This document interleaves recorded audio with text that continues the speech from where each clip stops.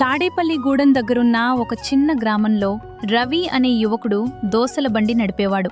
అతని దోసల రుచి చాలా బావుండేది. ప్రతిరోజూ ఉదయం ఒక వ్యక్తి వచ్చి ఒకే ఒక దోస కొనేవాడు. అతని పేరు సత్యం. కాని విచిత్రం ఏంటంటే అతను దోస ఎప్పుడూ తినేవాడు కాదు, తీసుకొని వెళ్ళిపోయేవాడు. కొన్ని రోజులు గమనించిన రవి ఒకరోజు అడిగేశాడు, అన్నా, మీరు దోశ కొంటారు కానీ తినరు, ఎందుకు? సమయం వచ్చినప్పుడు చెప్తాను బాబు అని వెళ్ళిపోయాడు. ఆ మాటతో రవికి ఇంకా ఆసక్తి పెరిగింది. కానీ ఒకరోజు సత్యం రాలేదు. రవి ఎదురుచూశాడు. సాయంత్రం వరకు కనిపించలేదు. ఆందోళనతో అతని ఇంటికి వెళ్ళాడు. తలుపు తీసిన చిన్న పాప, తాతయ్య ఆస్పత్రిలో ఉన్నారు అంది. అంతేకాదు, ఒక డబ్బా తీసుకొచ్చి చూపించింది. ఆ డబ్బా మొత్తం తను చేసిన దోసలతో నిండుంది.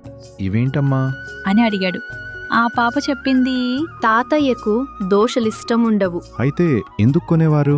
మీ బండి మొదలైన రోజుల్లో ఎవరూ రాకపోవడం చూసి మీకు ధైర్యం ఇవ్వాలని ప్రతిరోజు మొదటి కస్టమర్గా వచ్చేవారు అంది. ఆ మాట విన్న రవి కళ్ళలో నీళ్లు తిరిగాయి. వెంటనే ఆస్పత్రికి వెళ్ళాడు.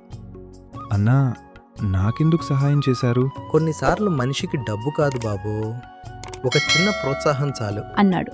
ఆ రోజు నుంచి రవి తన బండి ముందు ఒక బోర్డు పెట్టాడు. నా మొదటి కస్టమర్కు జీవితాంత కృతజ్ఞతలు.